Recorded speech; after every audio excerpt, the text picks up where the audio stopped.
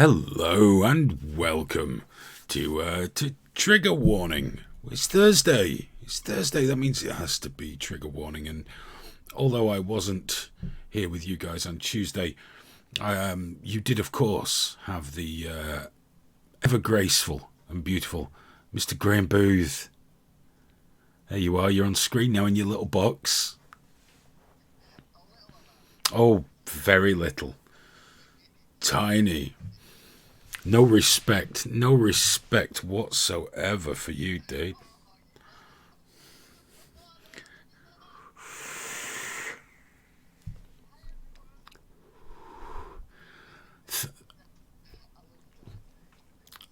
Thanks for standing in on Tuesday. I was.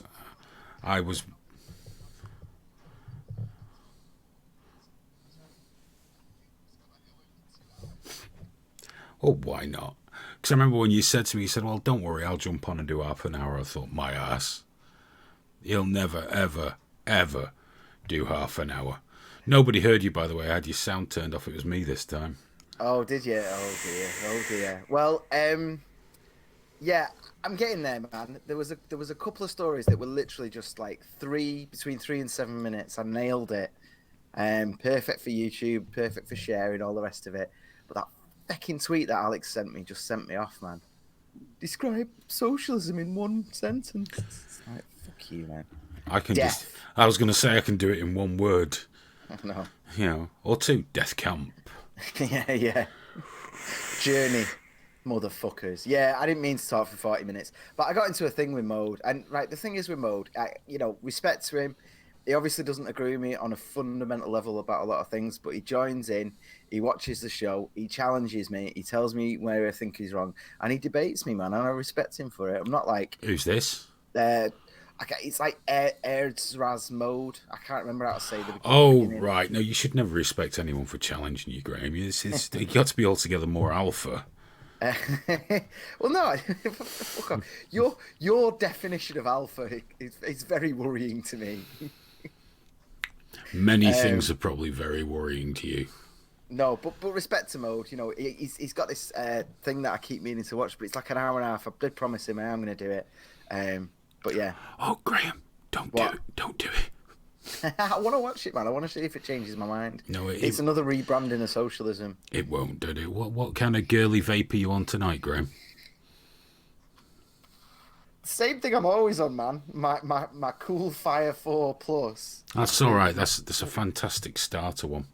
With my look at you trying to get all fucking blokey about fucking vapes. Oh yeah. Well, Jesus. I will, because I've been so poorly and so under it recently. My wife got me an early Christmas present, which is a Kennedy Vindicator. I've always wanted a Kennedy Vindicator mod with the Kennedy 25 atomizer, made in the USA, all the parts sourced in the USA. This is manly. This is a manly vape. You don't even put it all the way in your mouth backwards and forwards and nothing. Do you not? Do you just dip the tip aid in just the tip, mate. Just the tip. Take it in as hard as you can. Suck like a toddler at Christmas. And fill my mouth with the white substance. Yeah. Is it creamy, Hayden? Is it creamy and hot for you? It is. It's lovely and warm, and it's just this is how nerdy I am. I like this because the engineering, when you put the top cap on, just the cap on the RDA, listen. Click. Oh, that's nice. Oh, that's nice. Yeah, it's very, very satisfying. Well, just bought a few things. I mean, with this one, we got an M Turk atomizer. But one thing that I'm going to regret doing this.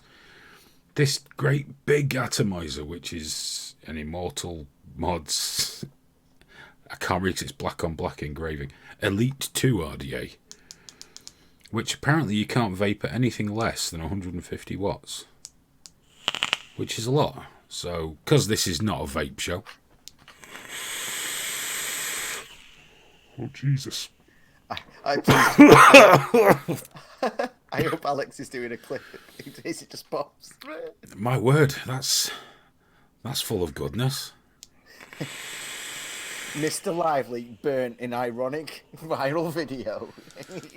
You just going, ah! Chappie says there's no long-term data to show that vaping is a healthier alternative. So no, but the Royal College of Physicians says that it is a healthier alternative. So forgive me, Chappie, there's no long-term data because there's no long-term, but trust me, they kind of know what they're talking about, and I couldn't really give a fuck what anyone on YouTube tells me about vaping.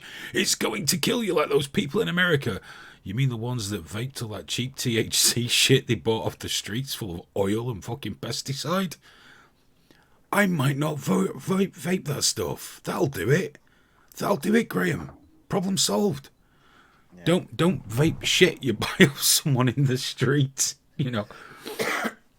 This whole let's put Graham in the corner so it feels like a Thursday idea.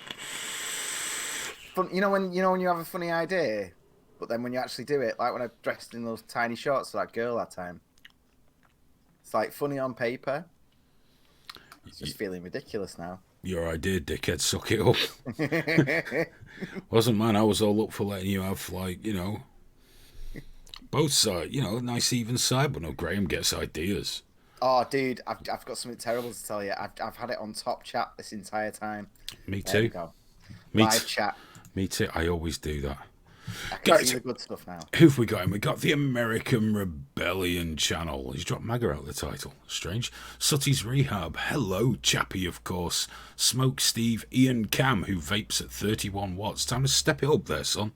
Time to step it up, or you'll be a beta male Nazi like Graham. We got Boaty McBoaty. Hello, Boaty McBoaty. Robert Muggins in Alan Reader. Arminius Calgasus. Happy Dog. He's a manly man. We got Fat Belly.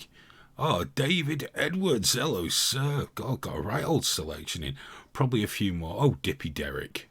Dude, I'm on 31 as well. There you go. You see, cocksuckers. We got the Vapist in. Hello, sir. An Atomic Waster. Fantastic. Oh, we got quite a few things to talk about tonight, including, of course, British Parliament, Ilhan Omar, InfoWars, and then little bits and pieces, and doubtless Graham and I will just chat shit for ages, because that's pretty much what I'm going to have one more hit off this 150 water. Fuck the lungs. Who needs both of them, right?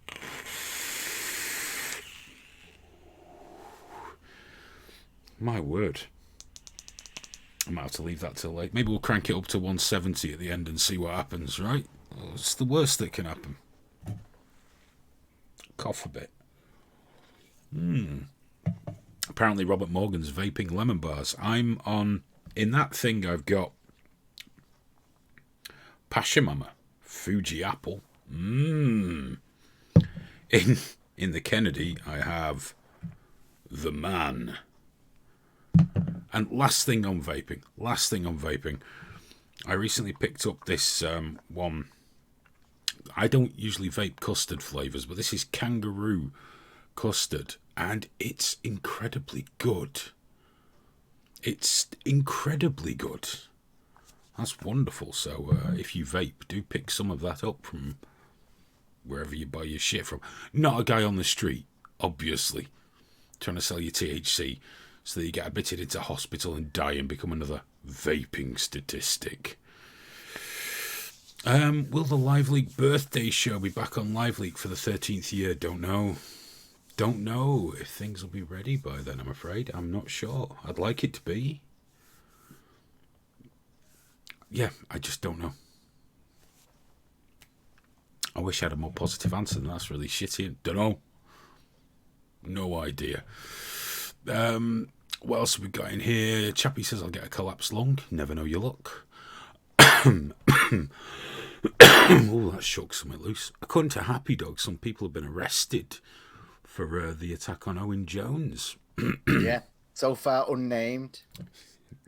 Just 3 men, 29, 34, 39 they are. I pissed myself. It was just another load of gay fellas that were in the pub and didn't like him. Not that we'd ever find out if that was the case, but that'd be wonderful. The far-right attackers who attacked with military precision and karate, yet left him with nary a mark. Lay Like Luke gave us £1. Thank you very much, Lay Oh, Like thank you, Luke. thank you. Yeah, I want to see the video. Can you imagine it's a video and it's just like obnoxiously camp, Oh, slap fighting. like crying as they hit him? That would be wonderful. By the way, guys, as you know, Trigger Warning does rely on your support. If you would like to support the whole thing, and it's the shows.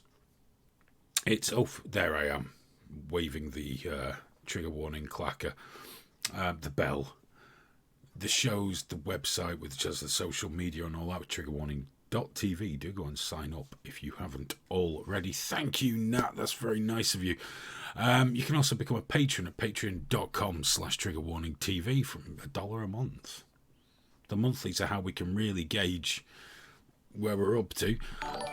But you can also just drop us some of your hard-earned cash right here, and we'll read out whatever you put in there, providing it's legal. We're obligated. Once you put that cash in, we gotta read that shit out. So you can do that. Just drop some of your hard-earned coin on us right in here, and that's fine. You can, get us to say anything you like and get our undying appreciation.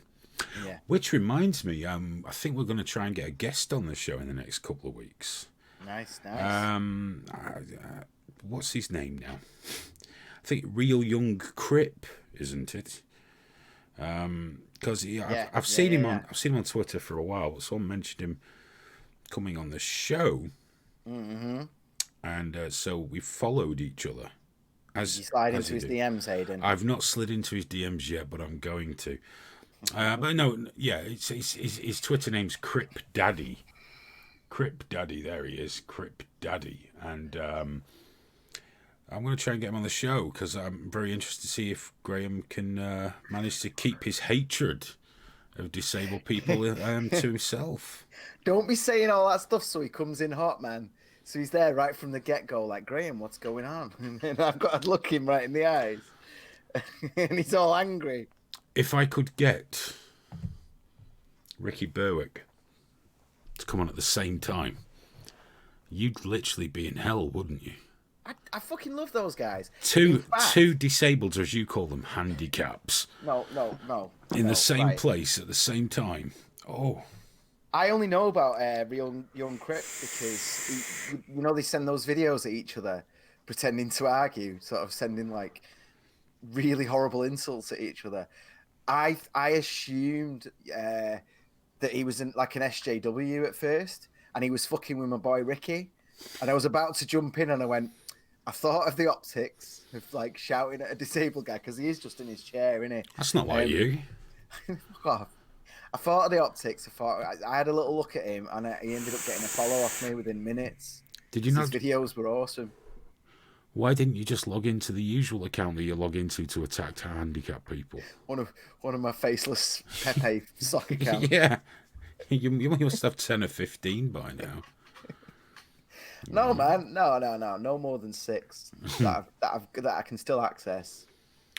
Was it Robert Morgan has said, how much vape juice does it hold? Do you mean the drippers? Not a lot.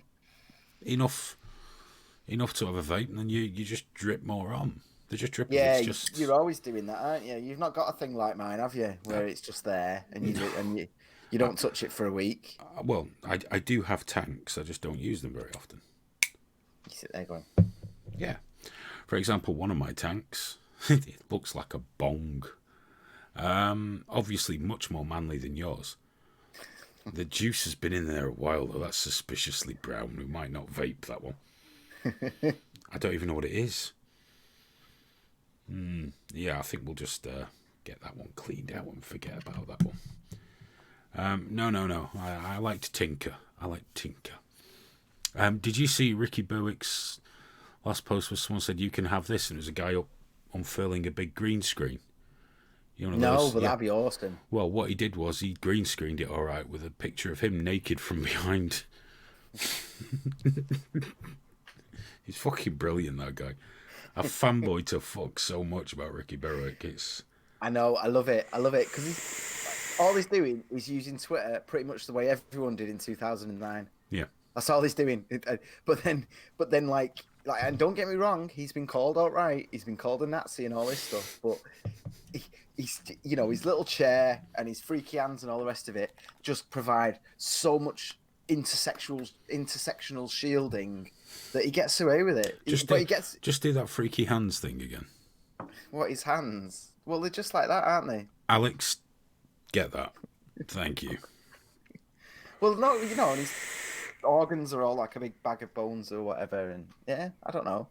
He's got a freaky body, man, but he fucking plays it. You know what I mean? Dude, the guy's disabled. Where's your fucking empathy? What do you mean? I've got empathy. He's not freaky. You're calling him a freak. Well, he is. He is. Hey, what? I'm not. I don't mean that with any malice. You just called Ricky Burt. I'm gonna tweet him right now. I'm gonna send him a DM. I'm sending him a DM. Graham just called you a freak. I love Ricky. Don't be doing this, man. I love Ricky Berwick. But of course he's a freak. Fucking the mask has slipped now, hasn't it? I'm not fucking. No, it's not a fucking mask. Don't give me no mask bullshit, man. But I'm a fucking freak. I'm not like physically. I'm not trying to fucking walk it back now. Trying to walk it back. I'm not trying to fucking walk it back. Like, you're trying to make me out to be some sort of bad person for saying Ricky Berwick's got a freaky body. There's four lights, man. You're not gonna get me to say anything else. I'm not being mean to him. I'm not being nasty. No, I'm sure it's fucking lovely when people call him a freak. I love the fact that he looks the way he does, and he does videos in tiny little underwear, doing sex talk and all that. You love the fact that he's disabled. Yeah, I do. Yeah, I love it. Oh, I'm sure he shares that. I'm sure you should be fucking ashamed of yourself. Anyone that owns themselves, I adore it. I adore it for all the faults, for everything wrong with him. Graham Booth is glad Ricky Berwick's disabled. I mean, think about the optics there. That doesn't scan well, does it? I'm glad you're not as happy as you could be. I'm glad that the universe gave your body a stir before you came out your mum. I'm glad because it amuses me. That's what you're saying. That's what you're saying.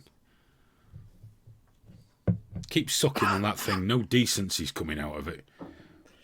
To be ashamed of yourself, Graham Booth. You're a disgrace, Hayden. You're a disgrace. Oh, am I? I'm not the one that got a disabled guy on his show and then gave him a load of shit for being disabled, am I? That wasn't me. Who was it? Who was it, Graham? Who was it? Happy Dog Nose. Smoke Steve's calling me Graham Trump. Oh, dude. Yeah, Graham Trump. You call me Trump in the sense that I just said something completely well-meaning and innocuous, and there's someone from the media, alt media, twisted it. The Trump comparison's reasonable, that thing. But Time to delete Graham. Do you know what you're telling me? You've got to delete. That's it. It's cancel culture, dude. Going to cancel Booth. That's. Do you know what you were telling me about your lads finding President Trump amusing? The word President Trump. It finally clicked with my daughter. It finally clicked with her. She spent about an hour walking around going, President Trump, President Trump. Because if you're not British, you're just saying fart. It's like saying King of the Farts. King of the bad smells. It's a weird thing for us. We have to translate it. And, Thank you, American Rebellion. Thank you very much, sir. Hero. And he does say that Booth is a disablist. Thumbs up, people. Oh, yeah. Please give us thumbs up. Please comment. Please share. And, yeah, Booth is a disablist. Is that a thing? Lee Howell says, Hayden, you got to stop him drinking vodka neat pretending it's water. Then you wouldn't get this problem. Oh, you don't want him sober. Oh, he's fucking terrible when he's sober. Oh, he's a shocking arsehole when he's not had a drink in him. Shakes.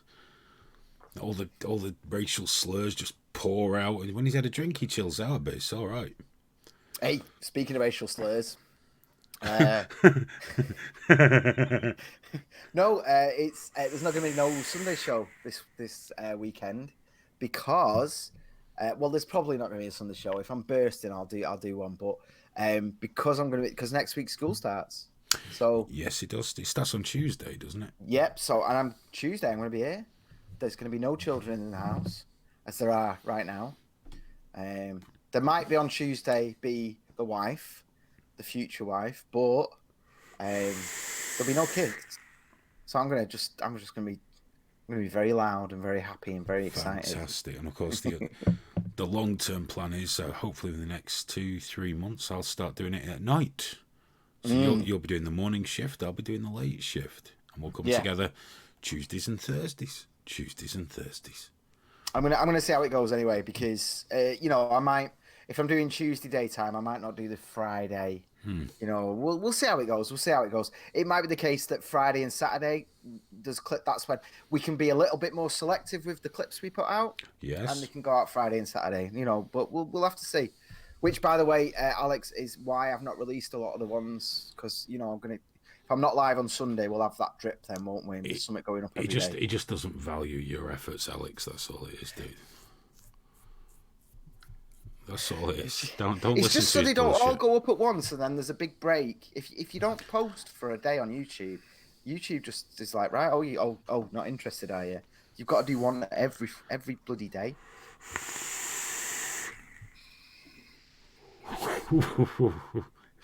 Right. Let's talk about some shit, shall we? We'll come back to your depressing attitude towards the disabled and everything else later on.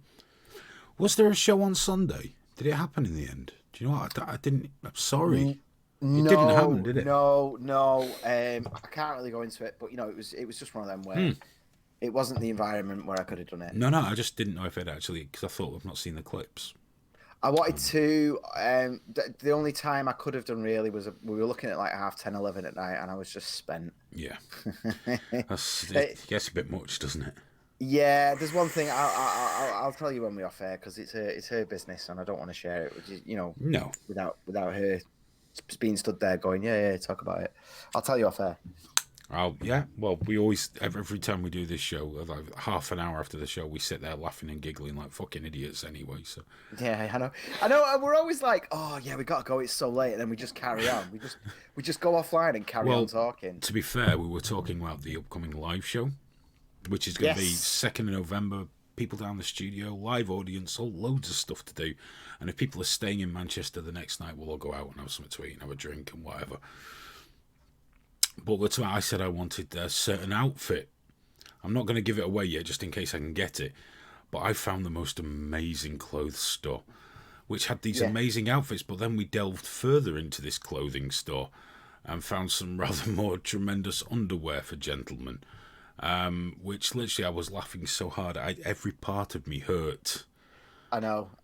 I was still looking when I went offline. When I I was like, mate, I gotta go. I've been sleeping thing. I gotta go. I just sat on the couch because obviously the chat is on my phone as well. So I just popped it right back up again and went. Well, it was like the next day, wasn't it? When I found even more, I had like Mrs. Hewitt with me. I was like, look at this, and then of course we started going through. So then I'm messaging Graham again. Yeah. Graham, check this out. And it was wrong, because there's that picture where the guy was showing off his new underwear by lifting his legs up in the air and showing his arsehole. That was the thing, man. Every item, and we're talking like underpants with a little sock for your willy to go in, with the end of your bell hangs out all the time. But then nearly every product had user reviews, including photos. So it was just dudes and like the pictures would kind of be discreet or whatever.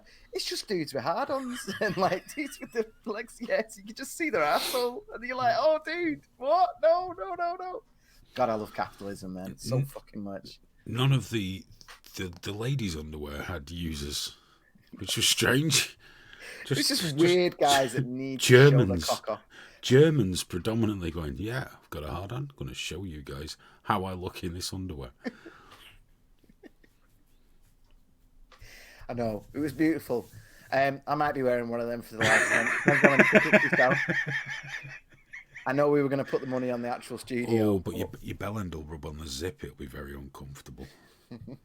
This is like chafing. You get chafing and shit with that.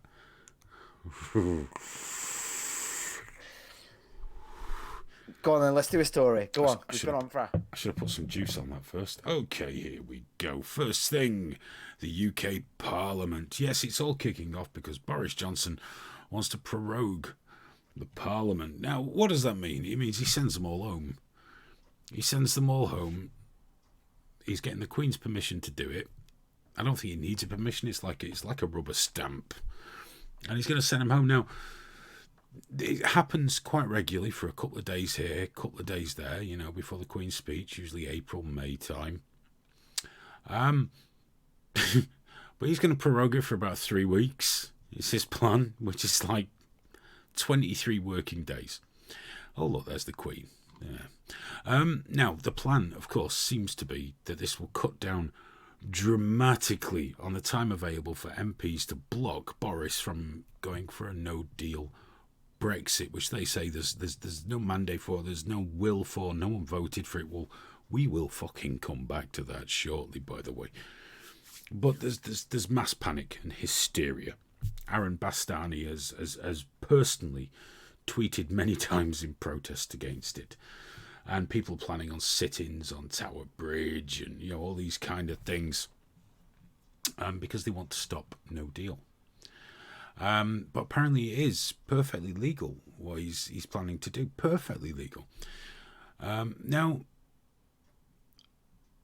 I say everyone, the follow back pro-Europe guys are complaining that it's anti-democratic to do this, but so is your desire to stop Brexit, stop no deal, cancel the whole thing. That's anti-democratic too. Now, I know democracy is mainly what you agree with. I get that, okay? But that's not how it works. Now, then they'll say, we didn't vote to leave without a deal. We didn't vote for no deal. Nobody voted for no deal. Well, it seems there's a champion stepped forward. And it is, of course, Gina Miller. Who else but the woman that we don't know who the hell she is or why she's going to court about Brexit. But she doesn't like it. Apparently this is a dictatorial move. As you can see, this person with a very wonderful handwriting. Proroguing Parliament is shafting democracy. So is cancelling Brexit. But I don't see it that way, you see. Because no one really wants Brexit. Apart from all the people that voted for it. But the people that voted against it say that no, all the people that didn't vote don't want it. To which I say they should have voted. But anyway, you can't win because you're just a racist little Englander if you think that, we shouldn't be a part of the European Union. You're clearly racist, xenophobic and all these things. So, Gina's using very, very leading language, and her lawyers are applying to challenge Boris Johnson's plan. Her fucking lawyers. Who is this fucking woman who thinks that she can just say, fuck you guys, I've got money, I'm going to fight what you voted for? Now, some MPs have been saying they wish to vote to scrap the conference recess. This would have resulted in 35 sitting days in the run-up to the 31st of October. So Johnson's prorogation plan would significantly reduce these sitting days, leaving precious little time to debate and pass any legislation to mitigate against the worst effects of a no-deal Brexit, which the Prime Minister has no mandate for in the country or Parliament. Now, I would like to just pull something up here. When we were offered the chance to vote in the referendum, we were told, where Article 50 is concerned, if no deal had been achieved, we would leave without a deal. It was made crystal clear. It's out there. Doesn't get shown very often, but it's out there. It's what the Prime Minister at the time said. It's what everyone was told. If we do not have a suitable deal, we will leave without a deal.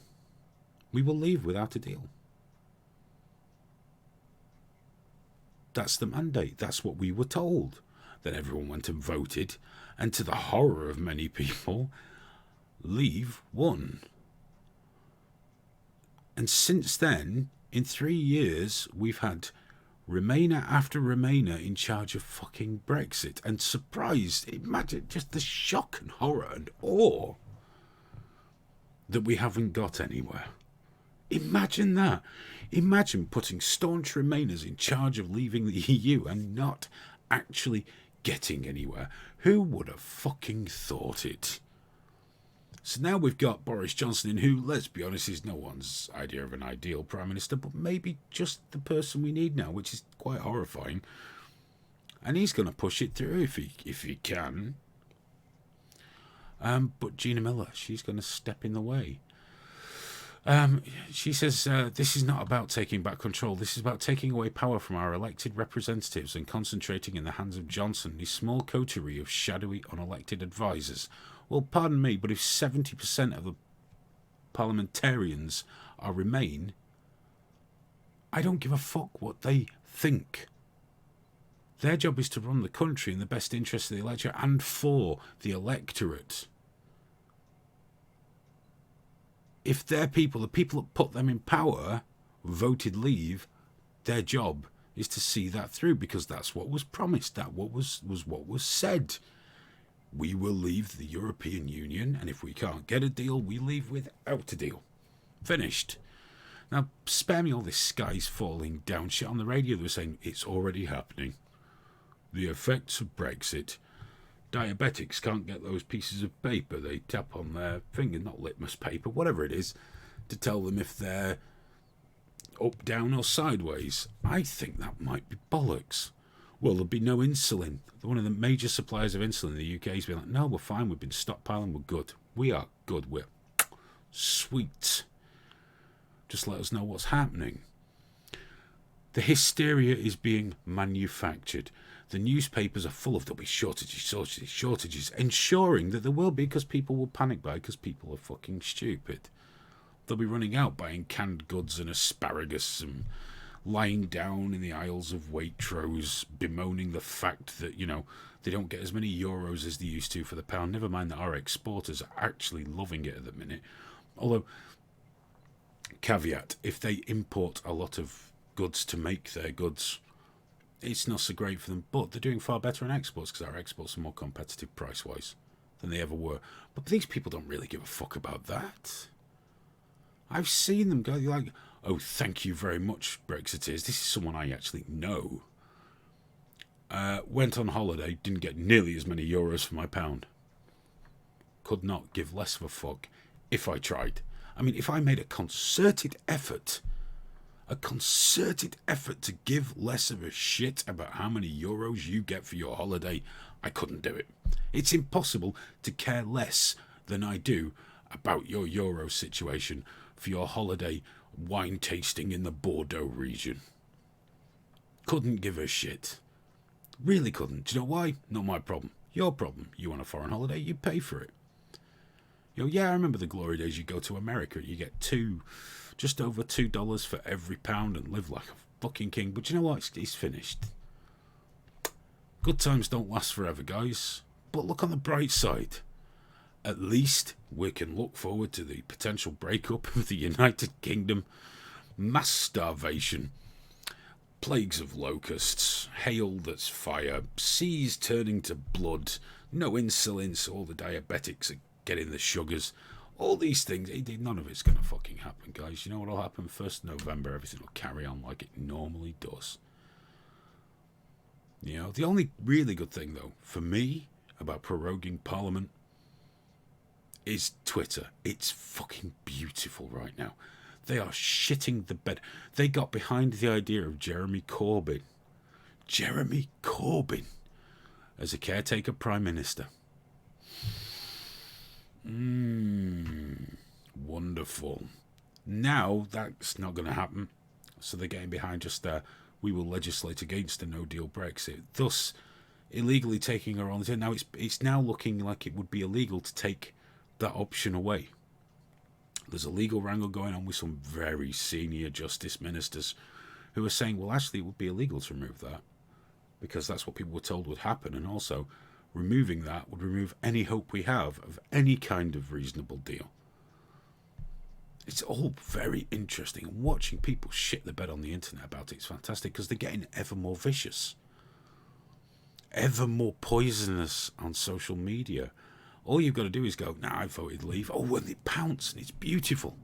It's beautiful because they've got veins throbbing in their heads, not realising that, as I've just said, they're going to wake up 1st of November, and the only difference to their lives is next time they want to go and visit mainland Europe, which is many beautiful countries that are worth your visit, they will have to spend an extra £15 or £20 and an extra half hour applying for some sort of visa. Oh, my freedom of movement is now hindered by filling in a small form online. Oh, what a shame. What a pity. Try going to America. There's some shit to fill out there. Hey, hang on a minute. If we're doing all these deals with America, does that mean it'll be easier to get a visa to travel to the States? What a good trade. I'd eat some chlorinated chicken for that, dude. Yeah, because I like going to Europe. Beautiful cities, wonderful people, different foods, different cultures. It's great. But I really like going to America. I've only been a couple of times. Really like it. Massive portions of edibles and just, yeah, brilliant. Brilliant. Where else could you go on honeymoon? Do a helicopter trip, fire fully automatic rifles, and see Megadeth. In a hotel that has an albino crocodile. Seriously, you can't do that in Luxembourg, can you? I think we're making a very sound move here, and I'm sure I've just sold it to you. Also, I'm not sure the border thing will happen in Ireland either. I think that's a crock of horse shit. I think we'll sort that out. It's just the EU insisting on it now. And just follow some of the EU buds on Twitter. They're getting ever more vicious and poisonous as well, whipping up FBPE people into a frenzy, which is most enjoyable. Young Graham. Yes. There we go. Now, you did, this isn't not a piss-taking session. No, go on. You did vote Remain initially, didn't you? I did. Yeah. And it was the freedom of movement thing, which you obviously you minimise greatly. But freedom of movement isn't just going skiing. It's the freedom to move money, and it's the freedom to work anywhere as well. That's and since you voted Remain based on that, yeah, no, I've changed. How many times have you exercised your freedom of movement, or the freedom to move money, or to work on continental Europe? I'm not going to engage in far right arguments one way or the other, man. It's not about you haven't, have you? It was the idea. The EU isn't about me personally, and freedom of movement isn't about me personally. That's a ridiculous take on it. That's literally a far right argument. It's not far right at all. Why? Hang on, no. Personally, when you vote, do you just vote for the greater good? I vote for everything. You don't give your personal considerations any thought whatsoever. Yeah, of course I do. But at that point, freedom of movement, for me personally and for everyone, outweighed the negativities. But I've moved right now. I know. It's not good one way or the other. It's not like being in the EU is all good or all bad or all bad. Bad. There's a 50-50 on it. No, not 50. Maybe 90-10. And I know a lot of people who have moved, who do go everywhere, who do work and all the rest of it, and they've met people they love, and I voted on the back of that. But but saying like how many times have you? That's the same nonsense James O'Brien tries. I'm just asking you a question. It's just a question to give us a greater insight, because if you hadn't shut the bed and spat your dummy out, I believe. Go on. That's a very worthy intention. Yeah, no, it is. But what I'm going to say is that the majority of people would never have exercised their freedom of movement bullshit. Wouldn't have done it. It's just another thing. People are frightened, and this isn't to denigrate them. People are scared of the unknown. They don't like it. They would, they won't see negatives where there are negatives, because obviously it's not all negative being in the EU. That's a ridiculous statement that I just say because it amuses me. But what we're seeing on both sides is massive demonisation, this huge polarisation. The truth is, for all the things I say, I find continental Europe, often quite staggeringly beautiful. I enjoy it. I enjoy the different nations, the different cultures. I love the idea of the EU. Genuinely. I love the idea. I love the idea of freedom of movement. I do personally love all of those things. I just think the cost is far too high. She's got to be allowed to get a drink, dude. Don't be dramatic. She's got to be allowed to make some fucking preparations before we go live. You knew I was going on. You could have said, well, all right, it is Thursday. I'll hold my hands up to that. I'm not supposed to be here. Just ask. Obviously, she can't hear me at the moment. But I'd like to. Wait, come up. I'd like you to relay to Soph. I would like to say, are you really going to take that from him? Are you really going to take that from me? That's Hayden. Oh, well, yeah, no, you're not allowed to do it at home anymore. There you go. All right. You'll have to sit outside on your phone. All right. Piss off. Go on. Stop wobbling at me. For fuck's sake. I agree with you. In terms of the way freedom of movement is sold, yes. And in fact, this is one of the most frustrating things about it, because freedom of movement originally meant it was work that was based around work. And I think the fact that freedom of movement includes money as well. Money can move across Europe, no problem. Obviously, there's other sides to that, good and bad. But that affects us all in a good way. That grows the economy straight away. But then that's sold to us, but then there's that creeping authoritarianism of like, well, wouldn't it be nice if we had regulatory alignment? And it's like, well, yeah, that's not such a bad idea, but then you go forward 30 years and they're just deciding on every little fucking thing in our lives. They're deciding what websites I can go on. That's where my problems come from. Yes. Because for all the bluster, you know what I do, you got to play a part, haven't you? There's not an anti-European body apart from maybe the French, Germans, and of course Luxembourg. But genuinely, there isn't. I don't think like that, But the EU horrifies me, not Europe.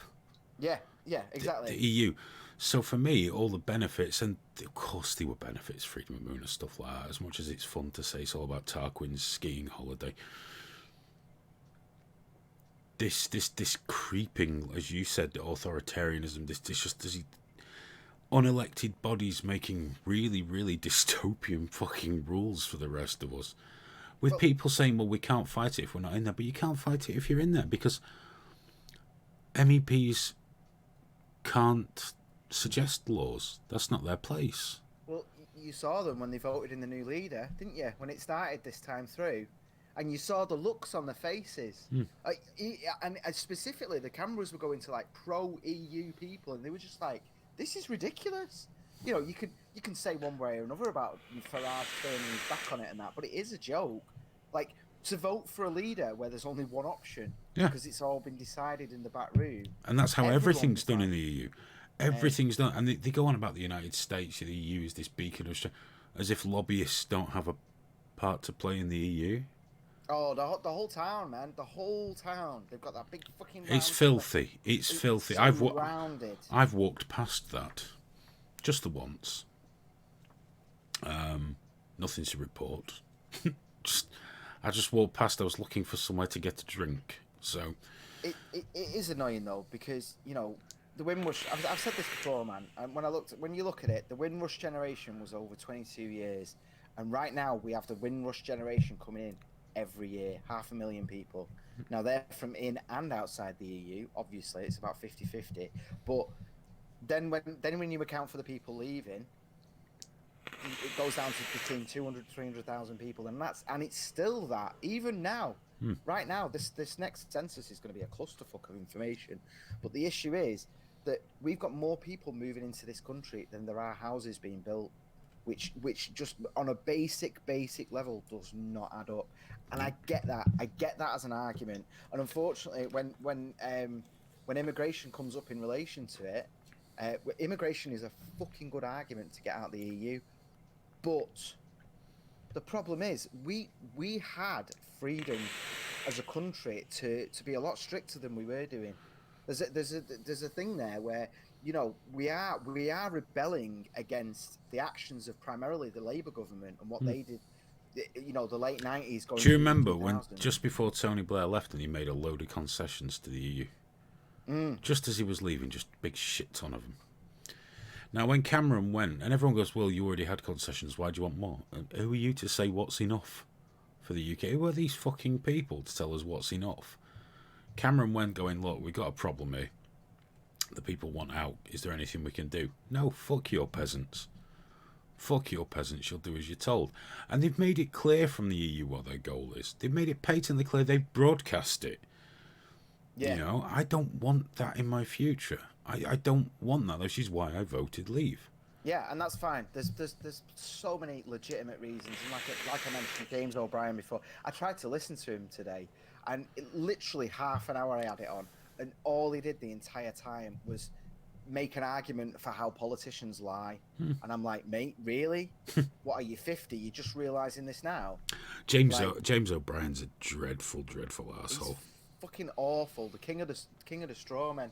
But we are in an interesting situation though, because obviously it's 3 weeks, but there is the reality that they normally break for a few weeks anyway. They've only added like 4 to 6 days onto it, haven't they? Like from what they normally break at. Yeah, I think around it's just 10 weeks. how it works out, how little time they're going to have to try and Yeah. destroy It's a really bad time to do democracy. it.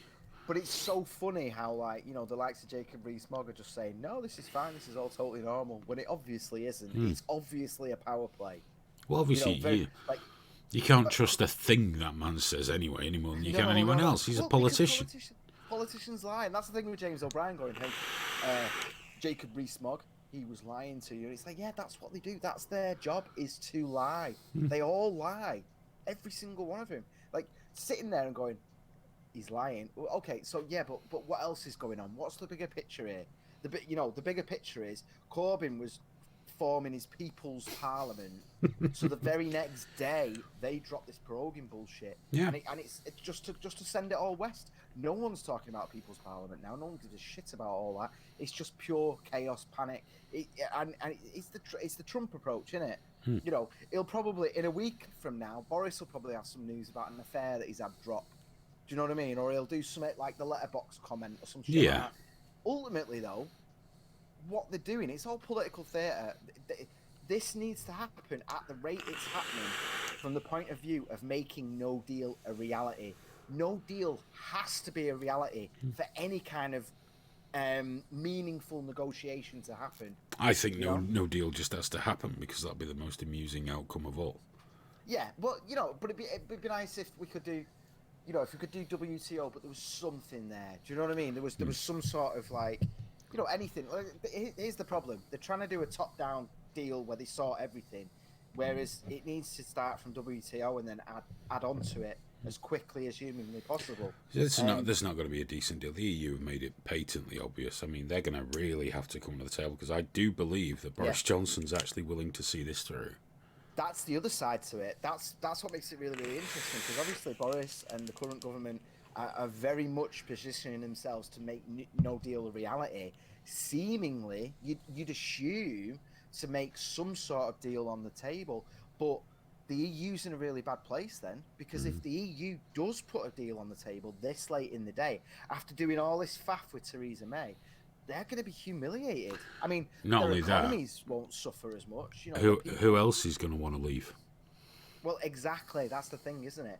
You're looking at Italy, you're looking at half of Eastern Europe. Although it's funny with them at the moment because loads of them are going back, but not because they're being forced to go back, but just because the economy's boosting. The wages are going through the roof because they all fucked off. And they're going. It's funny because there's just a natural supply and demand thing there. So they've got all this. They've come here, worked for a bit, saved up. A few of them are going home, not loads, but a few of them, and everyone's going, see, it's them racists in it, them leave racists, and it's like, no, it's because they want to go home for a start. It's home to them, and they're going to get a shitload of money when they do. Why the fuck wouldn't you? Just because we're being trolled a little, Robert Morgan says Boris is giving the EU a high colonic of prune juice, just as the colonies gave to Great Britain in 1776. With the possible exception that Boris isn't doing it with the help of the French. I got a couple of good quotes actually. Equix said, by the way, I love your PM, Darth Boris. Yeah, I was gutted for their first meeting actually with Trump. President Trump. I was gutted because there was loads of people around. They put this barrier of people at the table with him. And did you see the Macron meeting? No. Well, obviously Boris was there looking really scruffy and then put his feet on the coffee table. It was beautiful. Yeah. It was fucking hilarious that, because Macron actually said, you could use these as a footrest. You know, he said something along those lines in English, clearly. And what Boris did on a one-to-one level with him, he then mimicked the thing of, oh yes, you could, and immediately put his foot down and was dead, quite submissive, and you know, it wasn't like a power play and everything, but obviously the cameras are going click click click click click, and then the next thing you see is Boris with his feet up, just going like that, and it was just the briefest of moments. I must admit though that I preferred it before I read, you know, the further information. Because I like the idea of a British Prime Minister looking like a scruffy tramp. I don't mean an old piss-smelling scruffy tramp like Jeremy Corbyn. I just mean a scruffy. I'm not saying he does smell of piss, by the way. He just looks like he might smell of piss. We romanticise that little bit of scruffiness a little bit, don't we? We do, and I do too. Yeah, definitely. But seeing him go in and put his feet up on someone's furniture is just the ultimate sign of disrespect, isn't it? It's the age we live in though, where everyone's doing the exact same thing and coming away with completely different stories. You know, so some people have gone, oh, Boris, look at him showing those fucking Europeans who's boss. Look at that, and then you know, the sort of arch remainers or whatever are just looking at that and going, has he no respect? We're in dire. We're about to dive off the cliff here, mate. What's he doing putting his fucking feet up on the fucking road? And it's like, it's funny, isn't it? We're all looking at the same thing and seeing something very, very different. We had Alan as well said, I told you we were in a dictatorship. Roll on full communism. Comrade. I've just checked the emails and there was just one telling me to stop injecting toxins into my heart, lung and liver. I don't know who that was from. I think it was spam, but I'm definitely gonna stop injecting things into my heart, lung and liver. If you would like to send an email, and it's live at triggerwarning.tv, and you can Skype in, not on video but your voice anyway. It's also live at triggerwarning.tv on Skype, so if you want to Skype in, it's on Do Not Disturb, but feel free to call if you'd like, and I'll I'll call you back if you want. You know, most people don't want, because you're all just, I don't know, speech impediments or some shit. But if you'd like to, you know, I'm going to get that Zoom thing for if we can get Crypt Daddy on. Yeah, I keep meaning to get that sorted, actually. Yeah, because it's so easy to use. It's just there, isn't it? Have you seen this talk as well, that the House of Lords is going to be staying up all night, apparently? Next week, they're tabling to stay up all night. Oh, bollock. They can't even stay awake during the fucking day. They all fall asleep. They can't stay awake. They can't do it. It's impossible. Bookscore, yes, it is new. It was a gift from my wonderful wife. It's Kennedy Vindicator set up. There is another one here just to annoy Graham. She got an amazing deal on this. We're just waiting on a part to turn up. But this is... Why would it annoy me? Just because you only have that girly vape. Yeah, but that doesn't annoy me. Shh, I'm talking. This one's from CompLife. And it's a double extension tube with a top cap to turn it into a mod, and a really good... I won't be able to get this to show up, but a CompLife button. I don't think I can make it focus on that, can I? There you go. Look at that bad boy. Brass with a goon. That means I now own 3 goons. That's probably not healthy, is it? 2 version 1s and a 1.5, which is somewhere amidst my vape clutter. But that's a nice one. I'm looking forward to firing that up when the donut turns up. Needs a donut, Graham. I don't even know what that means. It's just something to help it make a connection. Oh.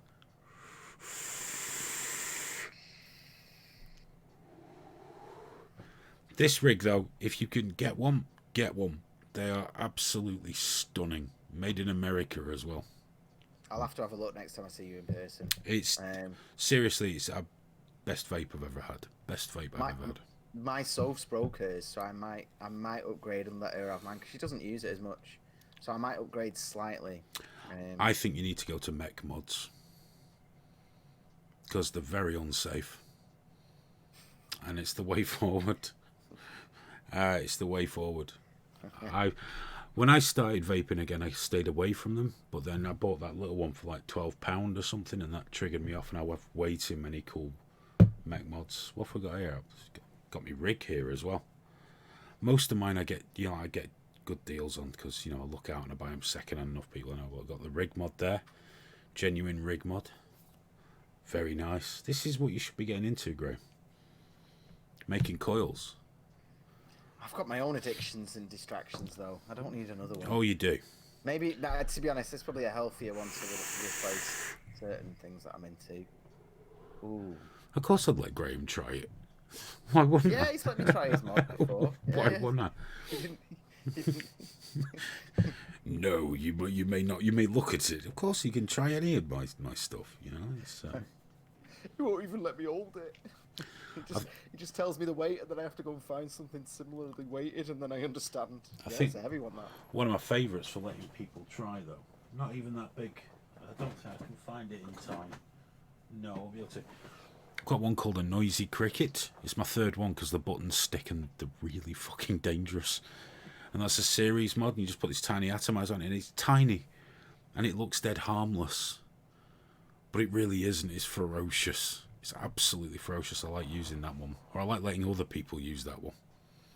So that's the next thing. We've got to get you on the Mech Mods, Graham. Yeah, maybe, probably. We'll see.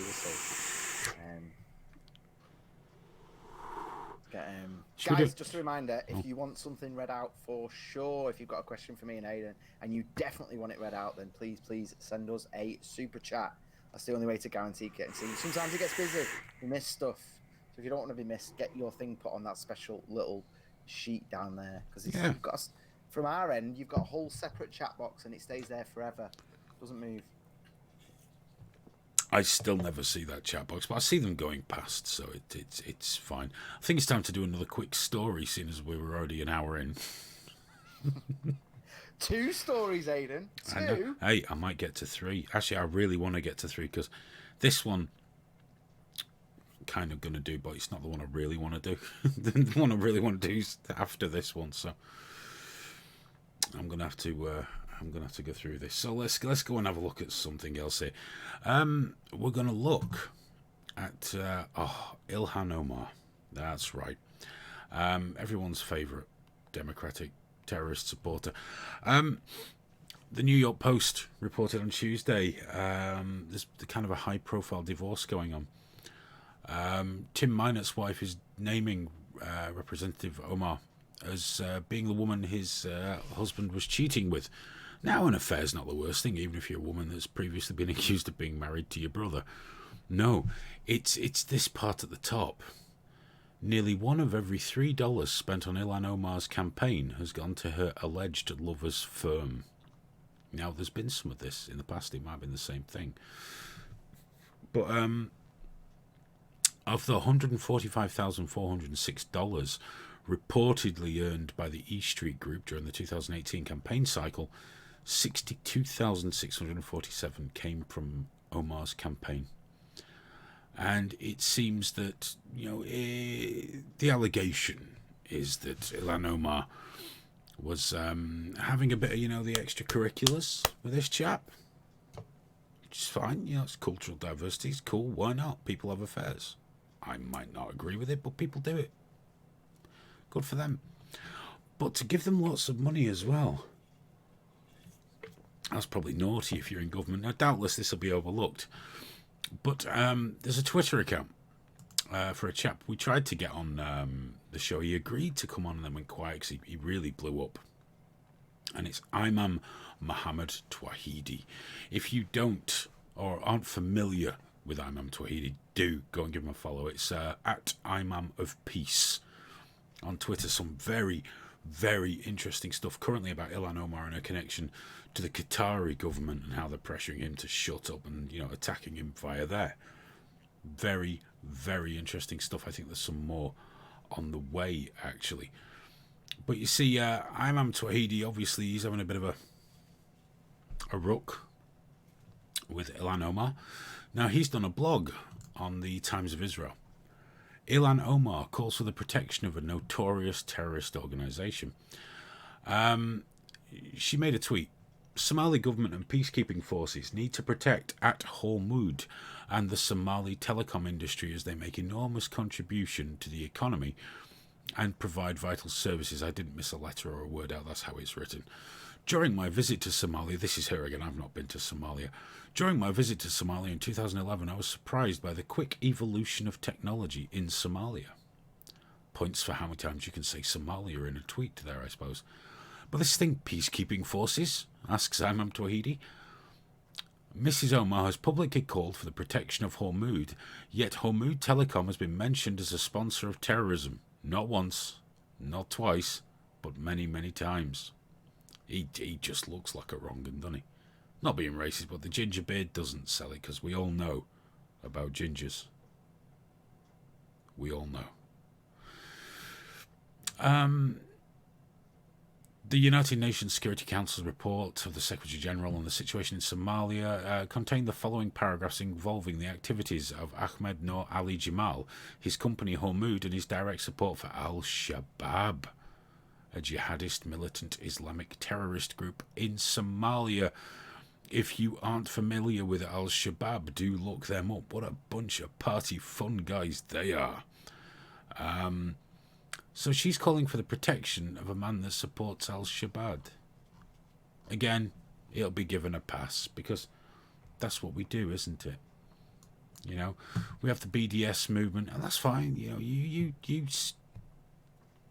boycott anything you like.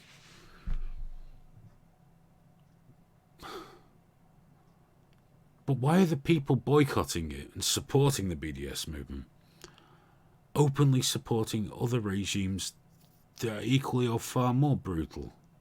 Now, this isn't whataboutery on my part. It's not a case of, well, if you do that, you must do this. If you do this, you must do that. No. If you're a public figure, especially a politician, and you're saying, I don't like what Israel does, BDS, boycott, divest, sanction, whatever, okay? You better make sure there's no skeletons in your fucking closet, though, because if you're supporting the Qatari regime or a bunch of fucking terrorist nutcases in Somalia, it doesn't look great. It's not a good look. I would go as far as say it makes you look pretty fucking bad. It'd be like me giving Israel a free pass. But you see, for all the shit, terrible things that go on in Israel, I reckon life's a lot better there for Arabs than it is under Al-Shabaab. You're just putting that out there as a raw idea. I'm not saying, you should be happy with what you've got, but we need some kind of fucking balance here. She can't support them and complain about the other side. She's a politician. You can do that. I can do that. It's our personal, private opinions. We can hate, love, not care about whatever we like, just as I don't really give a flying fuck what happens in Israel. What would I? I don't live there.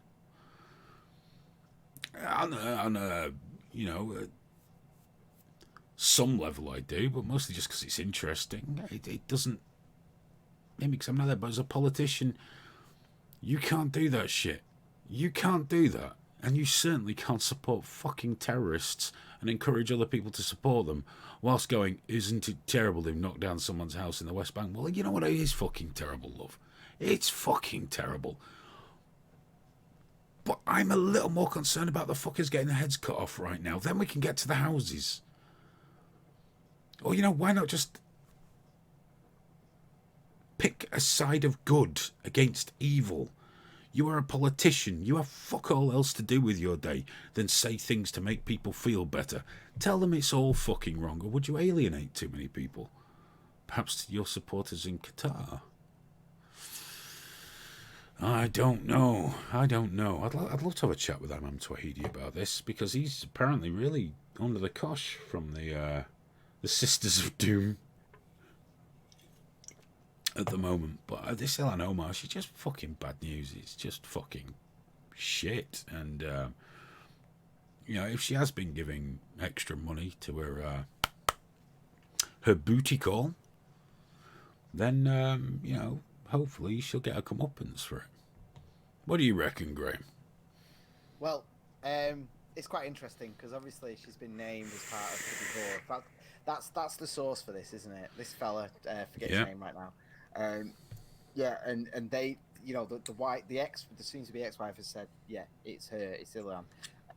And when she was asked about it, Ilhan, because people have obviously been asking her about this, she just said, I don't want to discuss my private life. And it's like, well, hold up, wait. The point is that people have gone through your expenses, and normally it's supposed to be itemized. So if you moved 4 people from this city to this city, you post how much it cost, you post the flights, you post the hotels. She's just put giant bulk sum for expenses, $230,000 in fact, nearly $250,000, and it's all bulk sums. And when she's been asked about this, she's like, I don't want to discuss my private life. And it's like, sorry love, this isn't your private life anymore. This is, what are you doing with campaign donations? The other side to that, though, is in one interview I saw when she was actually being asked about it, she just started talking about being a refugee and all this shit. And it's like, whoa, let's bring it back, right? Just put the shields of intersectionality down. I'm sure you've had bad shit in your life. We all have. The world's a terrible place. But can we just talk about that?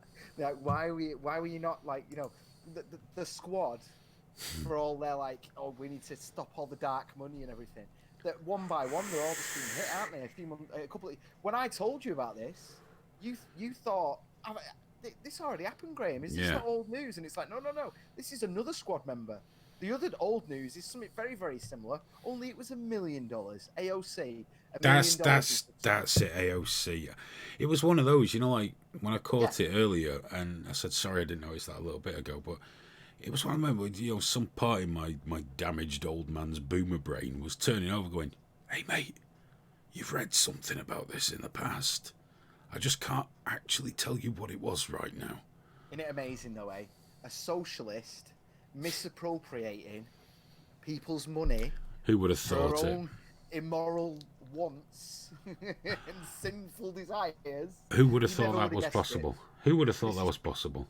This is probably the first time in history. This is epic. So how do you think the BBC is covering it? Have you seen this on the BBC yet?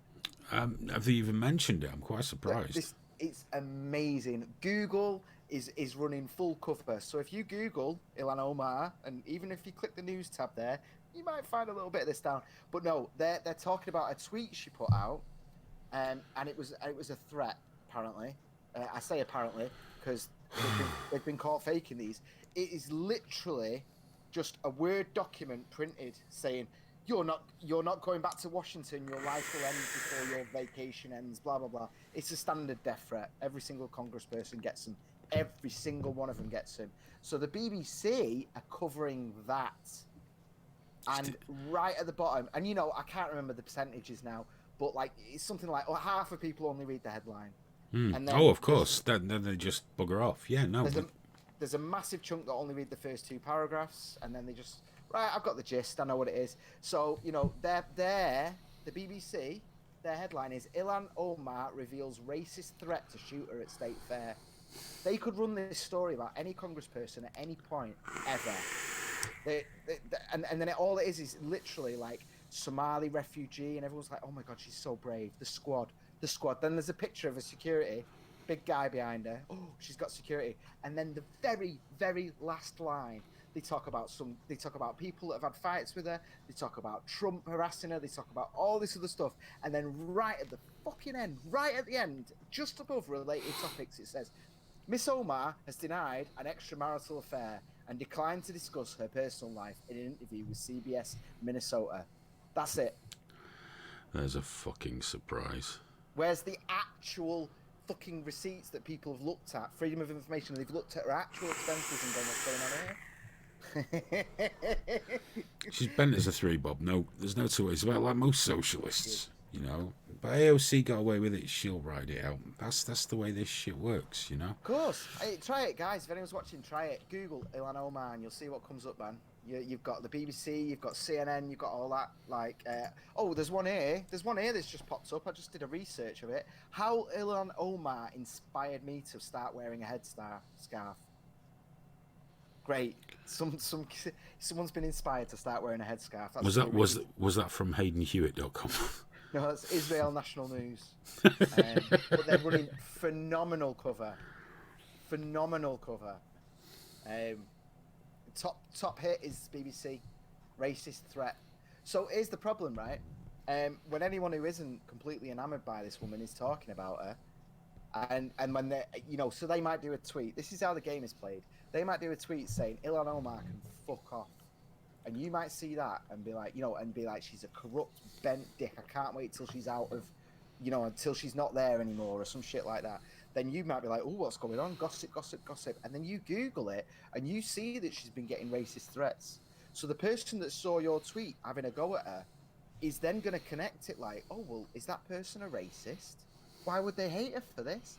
Why would they hate her for racist abuse? Oh, yeah. Unless they agree with the person. And this is how the game is played. Nobody's directly lying.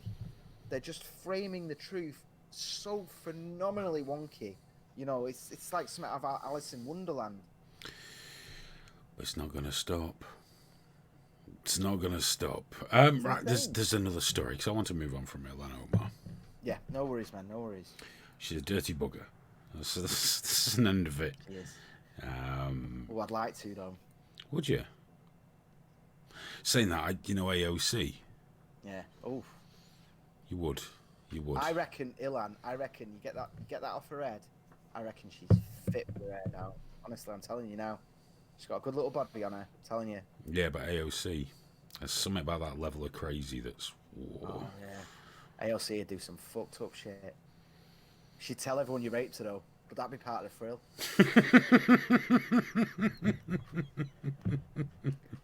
You'd know it was going to end badly. But... Well, I'm just sending an email to do some marketing for Ilhan anyway, so we'll see how that pans out.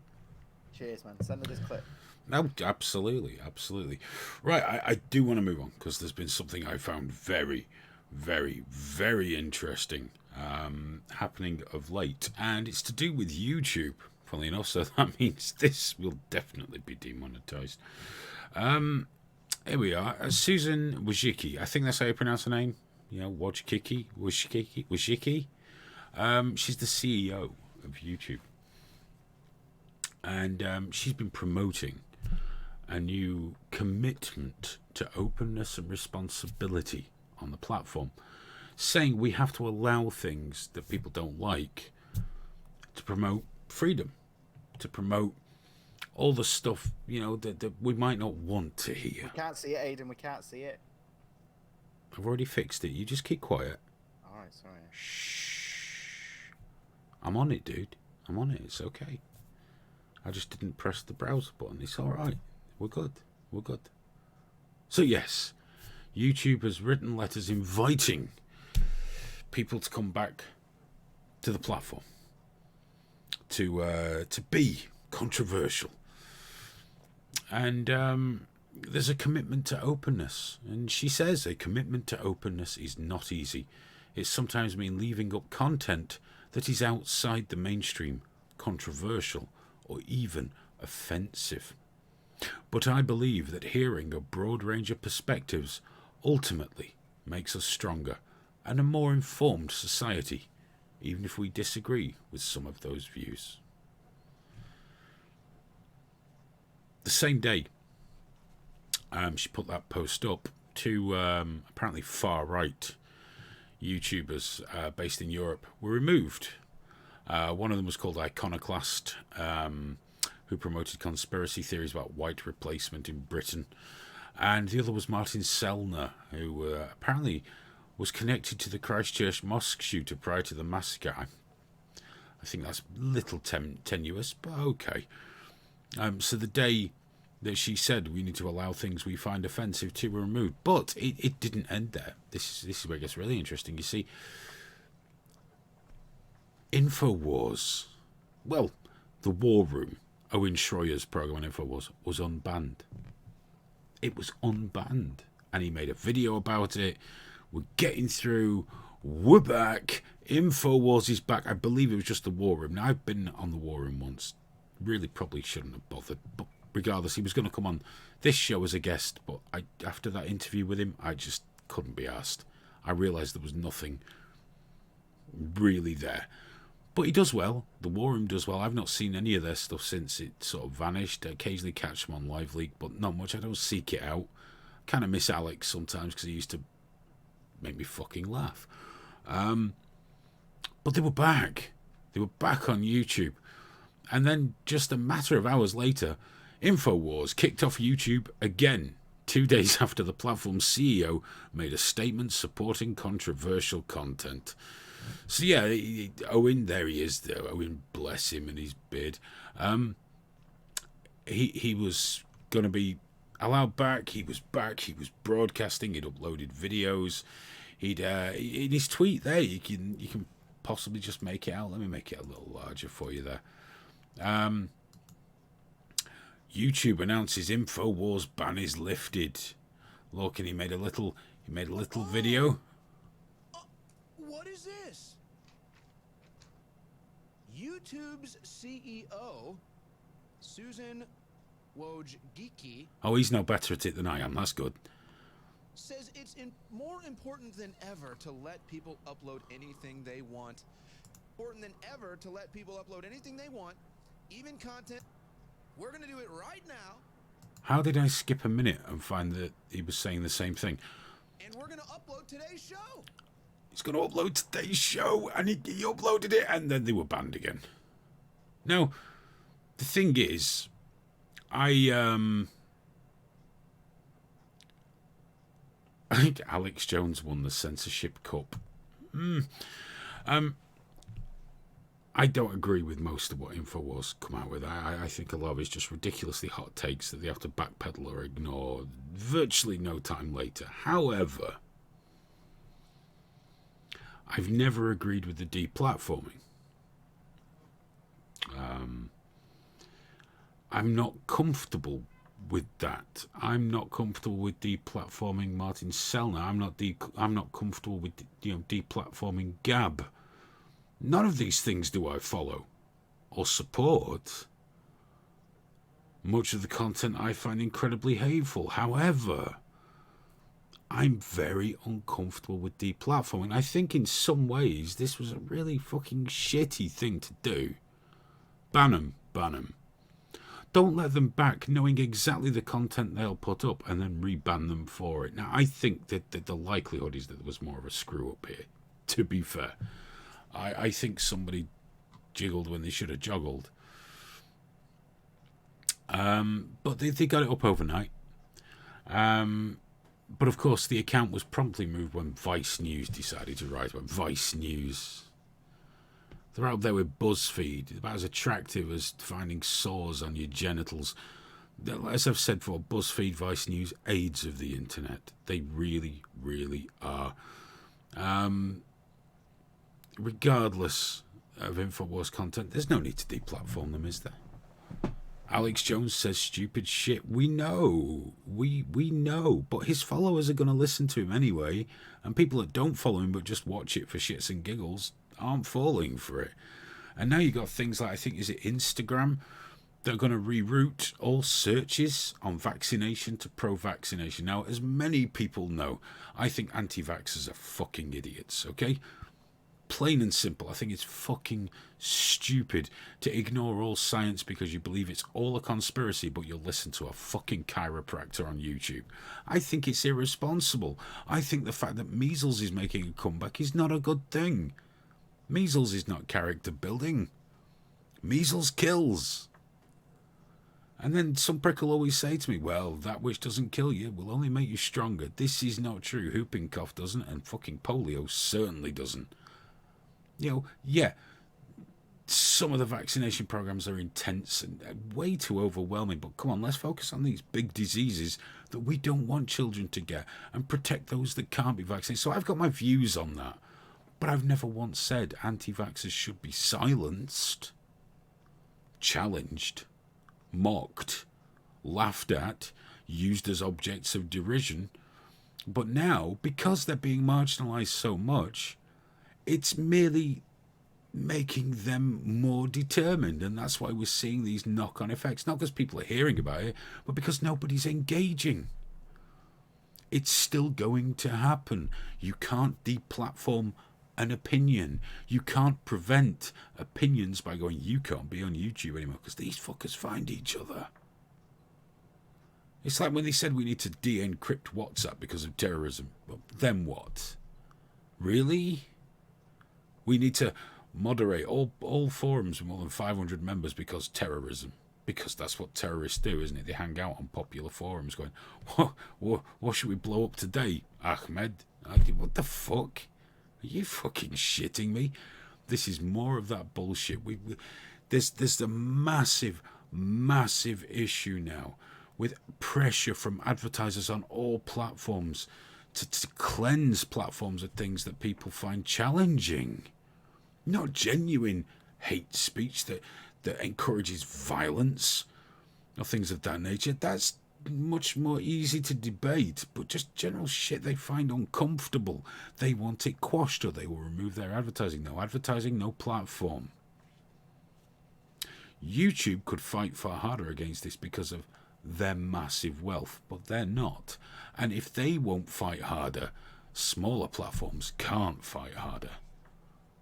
Because no one gives a fuck if they vanish overnight. And right now, those platforms are the ones where InfoWars can go, where other marginalised people can go. That's why they're going to Gab. That's why they're at the BitChute, Minds. That's why they're on these places. And now the move is to shut them the fuck down. And all these virtuous pricks like Vice and those who agree with them clapping their fucking hands because InfoWars are banned.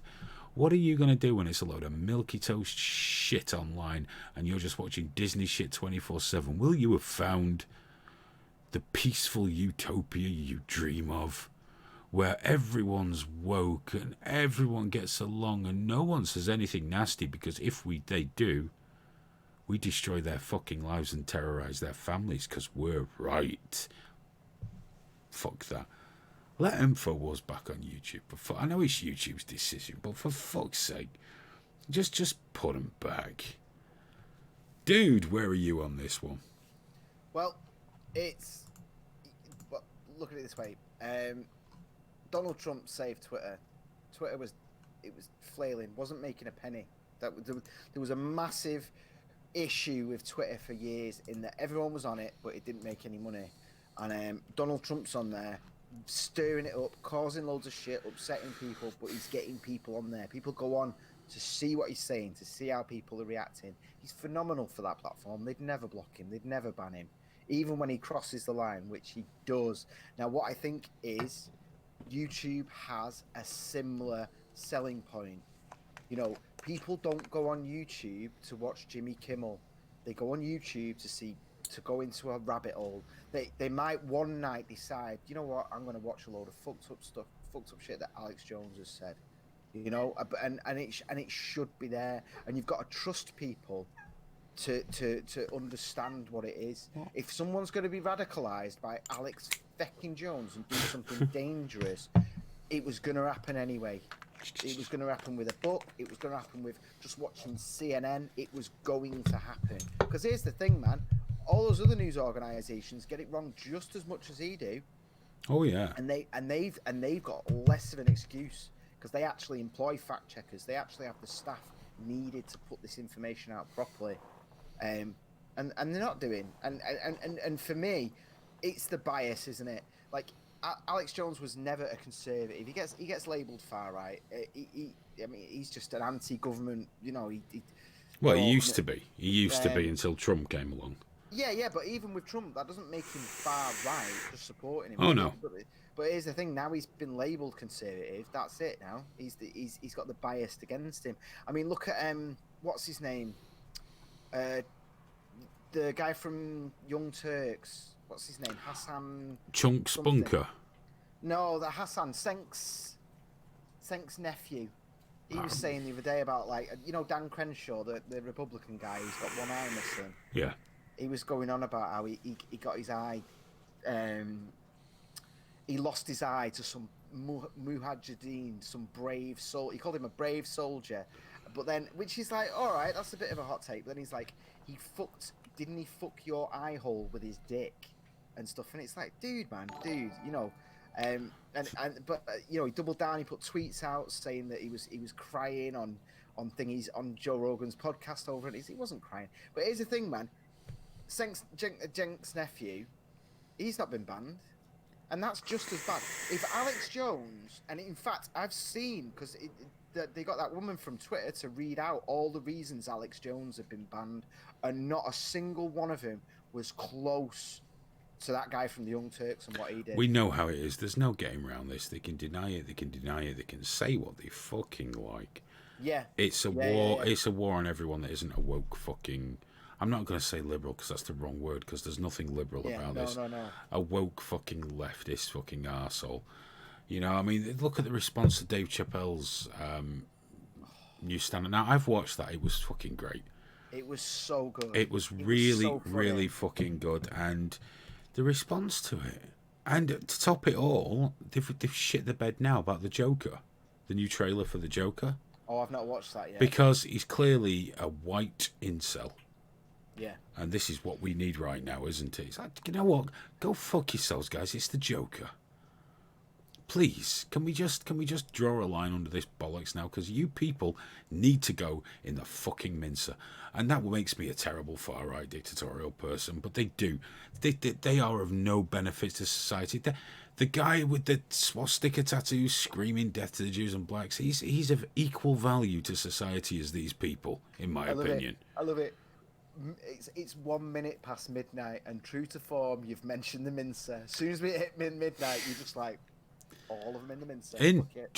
I've seen the list of tweets. Someone listed them. That would make it so handy if I ruled the world, because I go, yeah, them.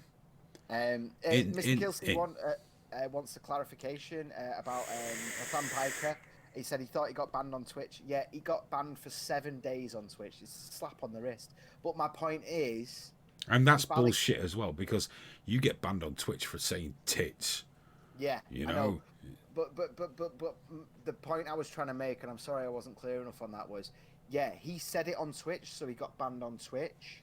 But the frame for Alex Jones, if Alex Jones had said it on Twitch, he would then be banned on Facebook and banned on Twitter and banned, PayPal and everywhere. Yeah, PayPal and everything. That's the issue here. Like I actually think a 7-day ban is reasonable. They have to do something. He's there talking about, because ultimately in America, people are a hell of a lot more sensitive about the armed forces, aren't they? And so I get it. A 7-day ban, something public, fine, whatever. Nat Lynch has just sent us £2, you know. I did salute, but I didn't want to interrupt. So thank you very much, Nat. That's hugely appreciated. I do appreciate that. Mr. Say once he wasn't aware it was 7 days. The thing is, people we're looking at the same thing. People get banned on Twitch for all sorts, don't they? Yet once we accidentally broadcast an entire episode of the Live League show to the Game Face account, and we were fine. We were fine. Yeah. Well, it's not about actual terms of service violations, and it's not about actual conduct. It's about Vice and Vox and outrage. It's about the media machine we were talking about earlier in terms of Ilhan Omar. You know, like if you Google her name right now, it's all about what a victim she is. You know, it's all about what they decide to put forward. I'm sure there's a couple of people from Vice or BuzzFeed that follow me. I'm going to have to try and wind them up. I'm going to have to get on their case. You've definitely got a couple of BuzzFeed people just waiting. I'm surprised none of What more do I have to say? What do I have to do, guys? Yeah, the thing is, though, man, when they think that you're taking their ordinance from them, that's when they go after you. Right now, nobody's watching us over BuzzFeed, so what the fuck do they care? They've got no principles. They don't care. And don't get me wrong, we're a small channel, but channels smaller than ours have been fucked hard Guys, because they. help us Go on. grow. Share our videos, share our channel, tell everyone to join. Get us to the point where we threaten BuzzFeed, because I would love to have a war of words with those pricks. I love it because the hit pieces and the because that's the thing, you know, like because when they decide to fuck someone over, they then some intern or whatever just spends 3 or 4 nights, pretty much 24 hours a day going through every single video, going that bit, and they just make a montage, and then they go, everybody, look at this, you know, remove. Oh, that'd save us so much trouble if they do that for us. I know. Well, we're always meaning to do that ourselves, aren't we? But I always laugh about the fact that like they would have to. All they have to do is just go to the last episode of one of our live shows. They don't like. That's all you need. And in fact, it'd make their job easier because we'd be wearing the same clothes. It'd all look the same. They'd be like, "This was just one episode." Not only that, I wouldn't even complain about context. You just got to own that shit. I mean, you said this. Yes. Oh, they're not getting an apology out of me, man. They can go fuck themselves. I never apologise to fucking anybody. I'm certainly not about to start now. Especially not to fucking BuzzFeed and woke people. No. Like, No. Fuck that shit. The minute you say sorry, they destroy you.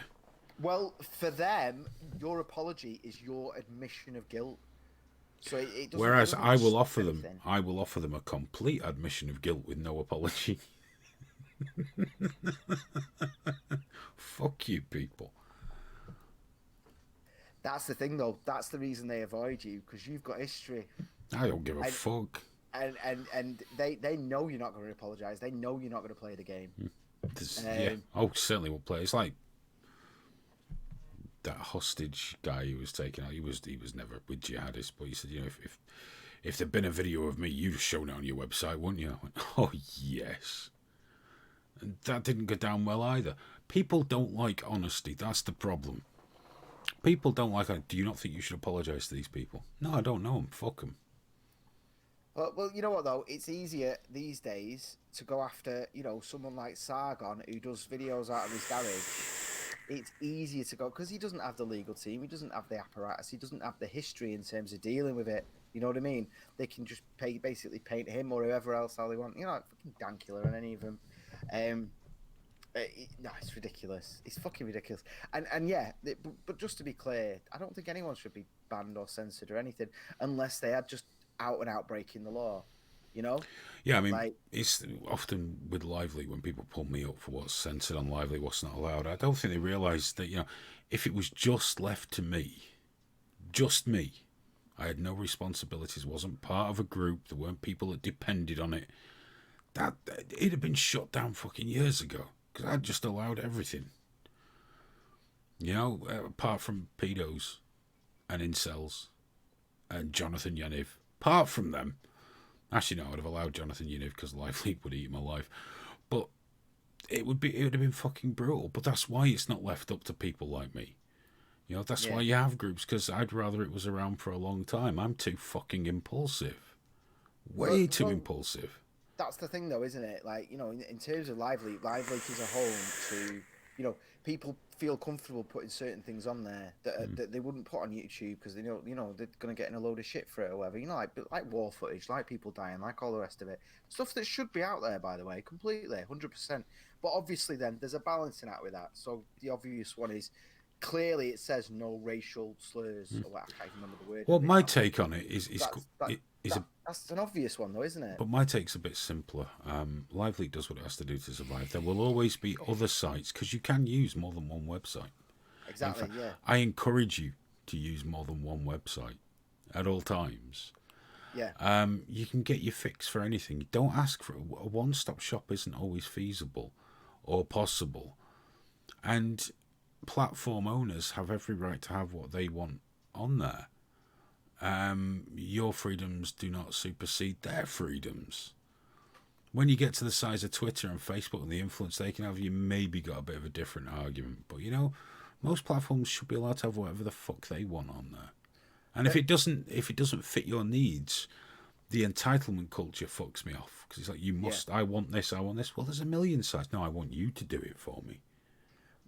My issue though is that there's a betrayal right now. Like the biggest search engine on the planet is Google. The second biggest is YouTube. Yeah. You know, and so it's like one company owns the first and the second biggest search engines on the planet, Alphabet, obviously. But the reason they got that big was the understanding that they are showing you an honest represent. You know that you are searching for something, and it is. I mean, you know, do you remember in the day they all used to have names like crawler and all that because Yeah. it was searching the metadata. That was the understanding. Yeah. They became number one by the whole thing. Don't be evil, you know. And then they've got to the point now, and I understand why. I understand that they've got pressures. But they got to the point now where they put the finger on a little bit, and it worked out. And now they're just leaning right on it, and their search results are insane. Oh, you just Absolutely compare insane. them even to Bing, Yeah, you know, or DuckDuckGo if you're not dragged into the drama there of who they support or whatever it is. But you know, do side by sides with Yahoo, Bing, DuckDuckGo, and Google. It's Yeah. quite amazing the fact that Bing is a more open and honest search, and that's fucking Microsoft. it's crazy. It's crazy. But you know, something needs to change, man, because it needs to be honest. They that much power can't be in the hands of so few people. You know, it really can't. It's unsustainable. You could trust me with it. Look at the fucking state of us, man. Look at us. Like society's just so many things are crumbling, and I know in the long run it'll be fine. I know it'll be fine. You know, we have these ups and downs throughout all of human history, and we've got this brand new thing, the internet, that's connected because it is new, relatively speaking. Oh, It's very brand new. much so.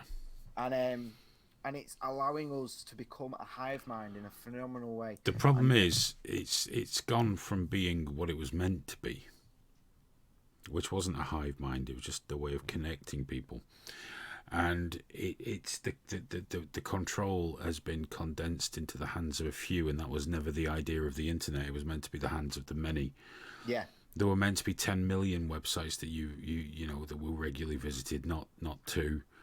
Yeah. But because people are people, and people inherently are consumers, not producers, we're cattle. We're cattle for the likes of Google, who basically own the fucking internet, between them and Facebook. You know, and people think I'm just, you know, being clickbaity when I blame social media for a lot of the negative changes in humanity. Certainly how we communicate, certainly how we lack the ability to think beyond headlines. Critical thinking has become a thing you say when you want to accuse someone of being more stupid than you because they've not read the same propaganda. And it's being eroded. We are living in a headline society of I want what I want it now, fuck you, I've read a headline, I'm educated. And this is going to sound horrible, but this is absolutely true. Absolute fucking morons of the highest fucking order have their level playing field. And they attract a lot of fucking morons, and those morons altogether just make one big fucking moron, and they're the loudest fucking voice. And we're in a bad way, and it's because of that, because social media was created to siphon information with no thought given whatsoever to the impact upon the human psyche, upon people, and only now are they trying to consider that whilst sustaining their mechanisms, their machine for generating vast wealth at the expense of people, whilst trying somehow to pretend they care about people. The two cannot coexist. The two cannot coexist.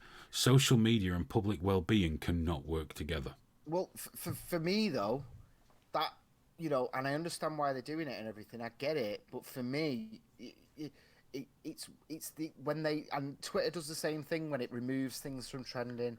Facebook will ban you for talking about Tommy Robinson, etc., etc.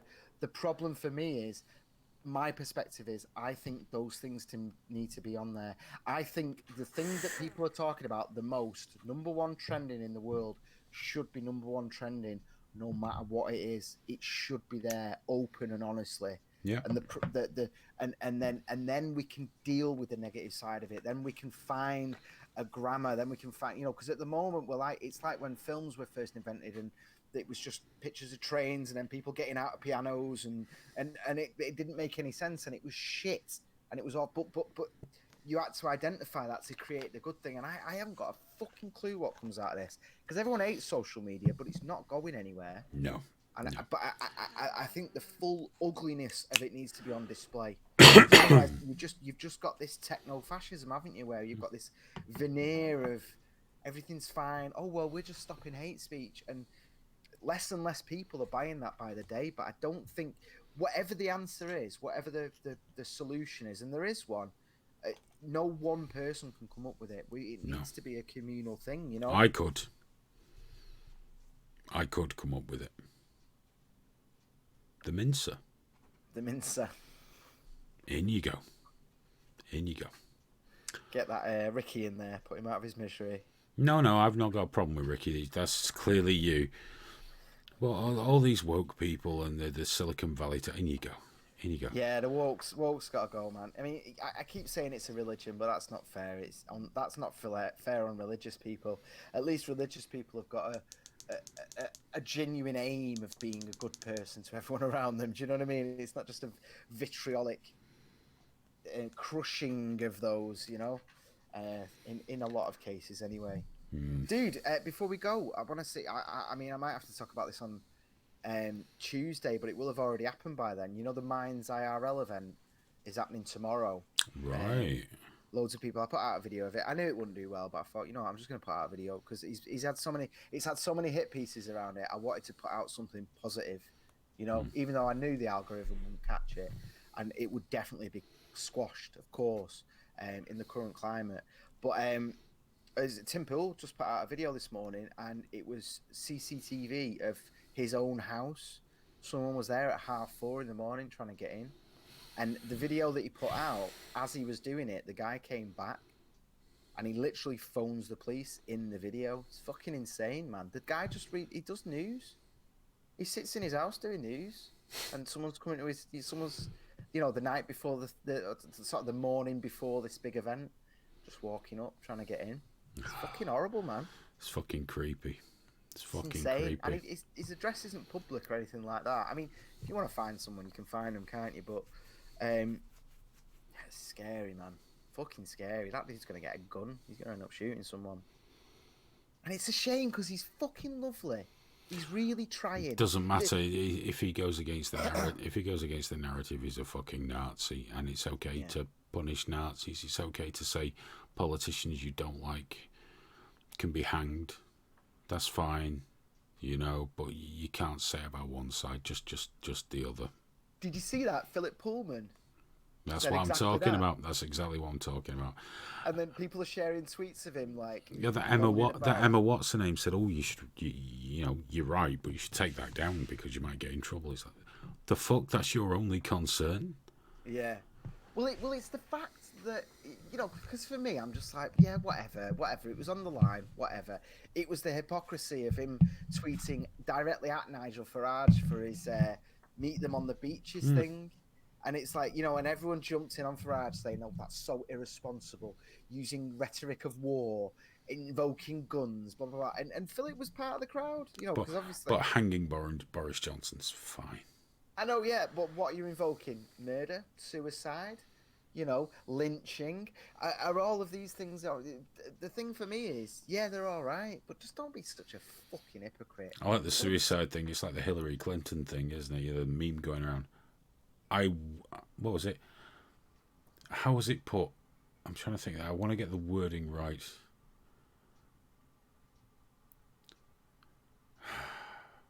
I've got a good one. I think it's like more along as I will you commit suicide.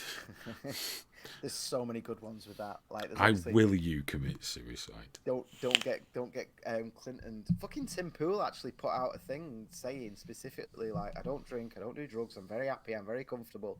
Because he's been covering this Epstein thing so much. It was as part of an Epstein. It was like, it wasn't the main pull of the video, but towards the end he was like, just to be clear, because I am covering this every day at the moment, I'm fine. I don't do I'm any of not these gonna do things. Zero chance of it. But no, my favorite thing with the Epstein is, you know, when there's an event like a natural disaster, and people mark safe. So if something happened in Manchester, it'd pop up on your Facebook, Yeah. so you can mark yourself as safe. Which is a good idea. It's a good thing about social media, but that it marks. It's the Clintons marking themselves safe after he died. It's so funny. That's fucking rum, innit? Dude, we've got to go. We've done an hour and 47. That's not bad, Yeah. is it? Guys, thank you so much for watching. We genuinely appreciate it, and your contributions, obviously massively appreciated. Again, if you'd like to support Trigger Warning, please go to patreon.com/triggerwarningtv, where you can become one of our patrons. We've got all sorts of cool stuff coming up, more shows, more stuff for you to watch, and the live show on the 2nd of November, which details will have to get out very soon. It'll be happening here in Manchester. A few of you would like to join us, we'd be glad to have you here. We'll do the whole live event on a Saturday evening, and if you're staying in, or a Friday evening maybe, and if you're staying in Manchester, the next evening we'll all go for a drink and something to eat. I think that'd be really, really cool. The next show may not be on Sunday because things to do. Yeah, I'll update the Twitter Saturday night once I know one way or the other. So keep an eye on our Twitter. But invariably, you will be catching a show on Tuesday, possibly 2, because Graham's going to be going daily soon, or pretty much daily. And we'll, of course, be doing the Tuesday night shows of the two of us, and Thursdays.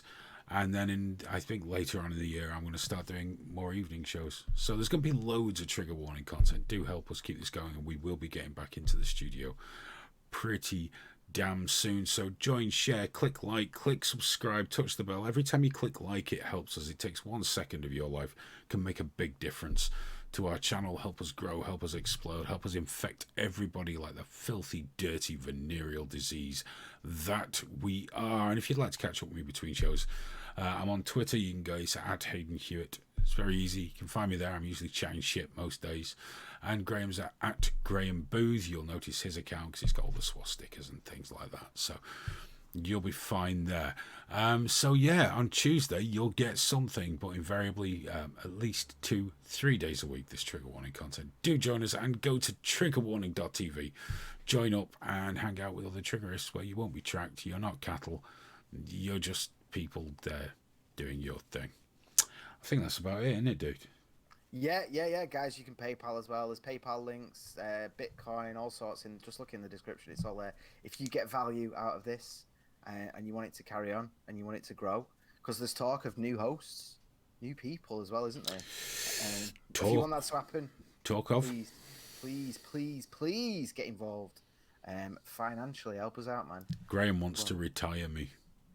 Well, I'm detrimental to the brand. No. I'm old, I'm broken, I'm just not up to it anymore. Look, let's be honest, dude. I'm gonna get till about Christmas before we have a chat and be like, yeah, so you're gonna be professional, going back to work. I know it's great that you get those your super chats and that, but well, before we go, I did say I'd do it at the start. I'm gonna go up to. Will this focus? Will it focus? I don't think it'll focus. Anyway, that's there you go, 175 watts. I don't think I can do much more than that. So, oh, crikey, that's a bit lively, isn't it? Oh well. You shouldn't not do that, man. Oh well, fuck it, in for a penny, in for a fucking pound, innit?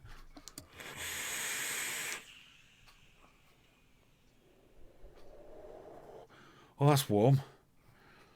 That's very warm. I need another one to see. Hang on.